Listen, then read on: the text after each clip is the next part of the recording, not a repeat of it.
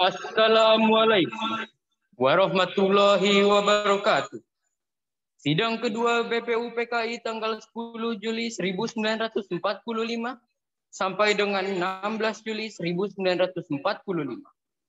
Setelah dibuka oleh Ketua Dr. Rajiman Mudyadiningrat, dilanjutkan penambahan anggota baru, yaitu Abdul Fattah Hasan, Asikin Natanegara, Surya Hamid Joyo, Muhammad Nur, Besar, dan Abdul Kafar. Kemudian Insinyur Soekarno selaku Ketua Panitia Kecil melaporkan hasil kerjanya bahwa panitia kecil telah menerima usulan-usulan yang dibagi menjadi 9 kelompok, yaitu meminta merdeka selekas-lekasnya, mengenai dasar negara, unifikasi atau federasi, bentuk negara dan kepala negara, warga negara, usulan daerah, agama dan negara, pembelaan negara, dan keusulan keuangan. Selamat pagi, salam sejahtera bagi kita semua.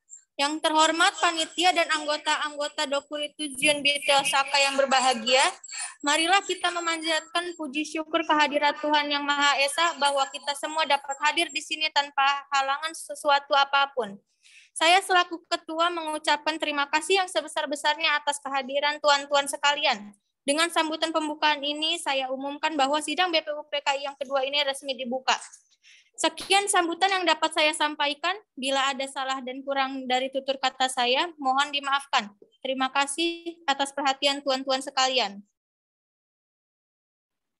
Tuan Ketua, saya di sini akan menyampaikan usulan-usulan yang telah saya terima selaku Ketua Panitia Kecil yang telah dibuat pada sidang BPU PKI yang pertama.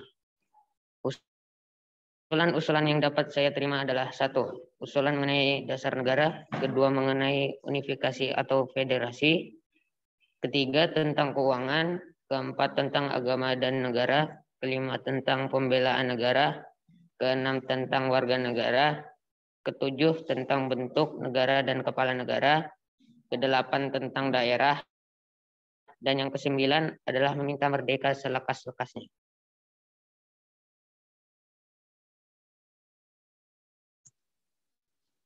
Paduka Tuan Ketua, saya juga akan mengumumkan bahwa adanya tambahan anggota baru, yaitu Abdul Fattah Hasan, Asikin Natanegara, Surya Hajimi Jojo, Muhammad Nur, Besar, dan Abdul Kafar. Saya mohon dari tuan-tuan anggota sekalian bahwa oleh karena kita menghadapi saat yang suci, baiklah kita mengheningkan cipta supaya janganlah hati kita dipengaruhi oleh sesuatu yang tidak suci. Tetapi dengan segala keikhlasan menghadap keputusan bentuk negara yang akan didirikan dengan hati yang murni yang tidak terpengaruh oleh sesuatu maksud yang tidak suci. Oleh karena itu, saya mohon kepada paduka tuan-tuan sekalian, sukalah tuan-tuan berdiri di hadapan hadirat Allah Subhanahu wa taala untuk meminta doa. Usul itu kita turuti dan saya meminta marilah kita mengheningkan cipta supaya mendapat pikiran yang suci dan murni dalam pemilihan.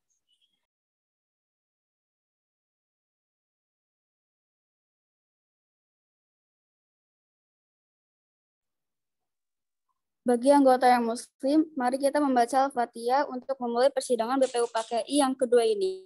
Sedangkan yang non-muslim berdoa sesuai keyakinan masing-masing. Berdoa mulai. Al-Fatihah. Para anggota BPU PKI mulai berdoa menurut agama dan keyakinan masing-masing. Mari kita mulai.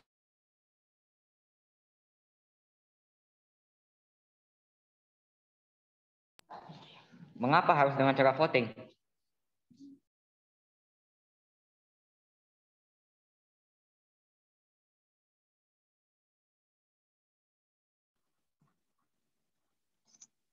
Mengapa tidak musyawarah mufakat saja?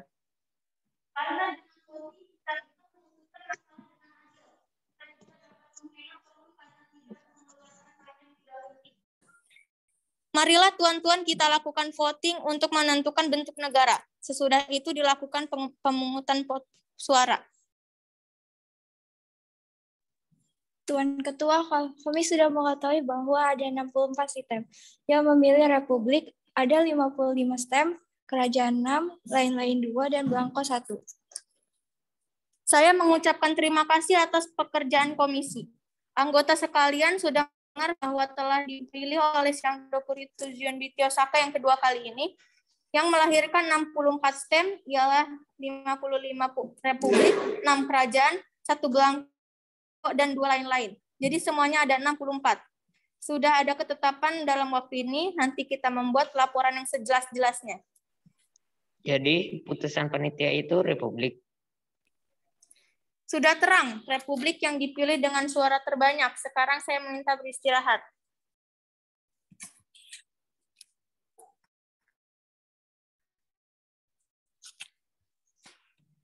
Semangat nasionalisme dan patriotisme terlihat sangat nyata dalam perbincangan dalam sidang BPU PKI tanggal 10 dan 11 Juli 1945 ketika membahas masalah wilayah negara. Semangat tersebut antara lain dikemukakan oleh beberapa tokoh berikut ini.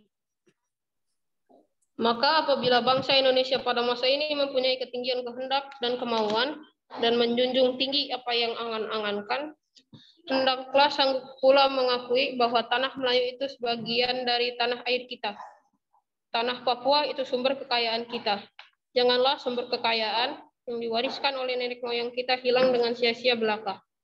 Oleh karena itu, saya setuju bahwa dalam menentukan batas halaman tanah air kita, hendaklah kita berpikir dengan sebijak-bijaknya. Janganlah didasarkan pada soal apakah kita sanggup atau tidak sanggup, tetapi pula apakah akan timbul kesanggupan akan merdeka atau tidak. Soal lain pula berhubung dengan tanah Papua. Memang hal ini dalam ilmu pengetahuan, teknologi, bahasa geografi ada yang menyebutkan bahwa Pulau Papua tidak masuk tanah Indonesia. Tetapi paham ini hanya dilahirkan oleh orang-orang yang mengarang buku yang bersangkutan.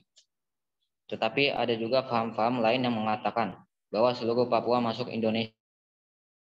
Perkataan Indonesia dibuat oleh orang yang mempunyai paham yang mengatakan bahwa Indonesia melingkungi daerah Malaya dan Polinesia. Jadi dengan sendirinya pada waktu perkataan Indonesia lahir dimaksudkan bahwa tanah Papua masuk dalam daerah Indonesia. Dalam ilmu strategi alangkah besar bagi kedua-duanya untuk menjaga sisi masing-masing. Artinya kalau kita melihat batas kita di timur, ke Pulau Timur, ya saya setuju sekali dengan anggota yang terhormat Muhyamin, yaitu agar pulau itu dimasukkan ke dalam lingkungan kita. Letak Indonesia baru bagi Pulau Borneo Utara di mana terletak Sarawak dan negara Papua bukanlah kita meminta, tetapi hal ini beralaskan kebangsaan. Jikalau peperangan sudah berakhir dan kemenangan akhir telah tercapai, kita dapat melengkapkan aturan-aturan itu menjadi aturan-aturan sesuai dengan keadaan zaman pada waktu itu. Dengan permintaan Indonesia, merdeka ialah seluas Indonesia Belanda dahulu. Jikalau kemenangan akhir tercapai dan ada permintaan nyata dari Malaya Selatan, Borneo Utara bahwa rakyat di situ merasa juga ingin masuk dalam lingkungan kita. Dengan senang hati mereka akan kita terima dan sebagai bangsa kita di dalam Indonesia mereka.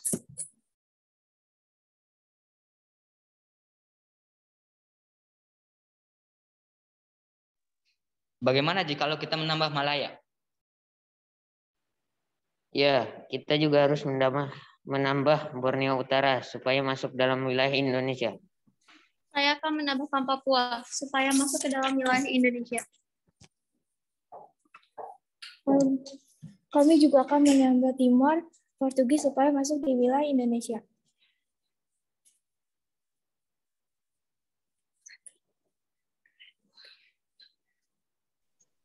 Kami bertiga mengusulkan untuk pulau-pulau sekitarnya dapat dimasukkan ke dalam wilayah Indonesia.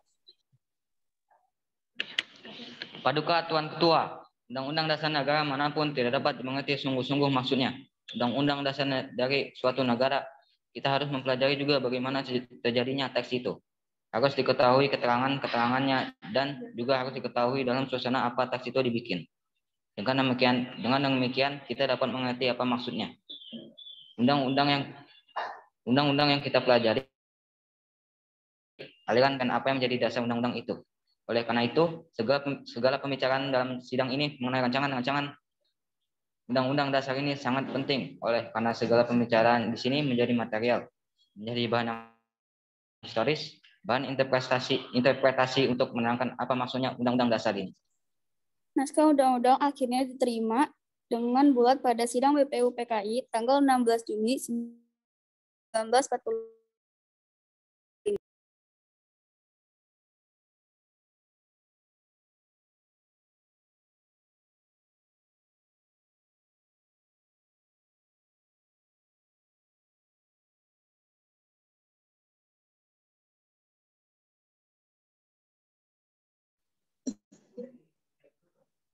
Sekian, terima kasih.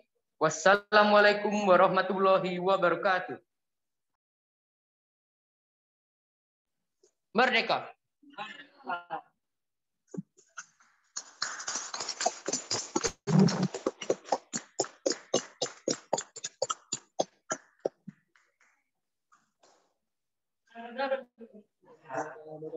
Nah,